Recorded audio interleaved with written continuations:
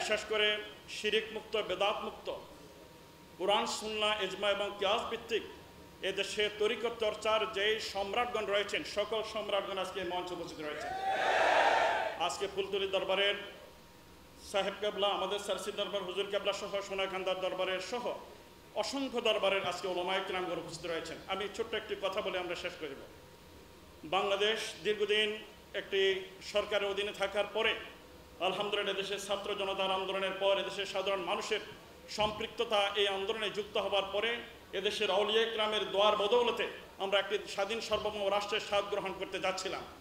এমত অবস্থায় বাংলাদেশের পীর মাশায়েখ যারা সত্যিকারী এদেশের দিনকে সাধারণ মানুষের দোরগোড়ায় পৌঁছে দিয়েছেন, এই মানুষগুলো আন্দোলনের পর তারা আবার তাদের নিজস্ব খানকায় চলে গেছেন, স্তব্ধ হয়ে গেছেন, শান্ত হয়ে গেছেন। যারা ব্যক্তি জীবনে শান্ত, ভদ্র এবং শিষ্টাচার শিক্ষা দেন তাদের নিজেদের মধ্যে এবং তাদের মুরিদদের মধ্যে এই শান্ত, শিষ্ট এবং ভদ্রতাকে আমরা একটা শ্রেণীর মানুষ দুর্বলতা মনে করে 5 তারিখের পরে এদেশের অসংখ্য দরবার খানকাকে কোথাও আঘাত করেছে, কোথাও দখল করার চেষ্টা করতেছে। আজকের এই শহীদি কারবাল্লা, শহীদি আহমদ বেরলভী রহমতুল্লাহ আলাইহির স্মরণ সভা থেকে আমরা স্পষ্ট ভাষায় বলতে চাই, আমাদের নীরবতাকে, নিস্তব্ধতাকে যদি কেউ দুর্বলতা ভাবেন তারা আপন আপন জায়গায় ভুলের স্বর্গে বসবাস করতেছেন। এই দেশের এখনো বাংলাদেশের ম্যাক্সিমাম মানুষ এদেশের পীর মাশায়েখ আউলিয়া কিরামের প্রতি শ্রদ্ধাশীল। আমরা বিগত কয়েকদিন আগে দেখেছি হাজার বাধা বিপত্তির পরও এদেশের আউলিয়া কিরামের পীর মাশায়েখদের আহ্বানে মানুষ কিভাবে সাড়া দিয়েছে।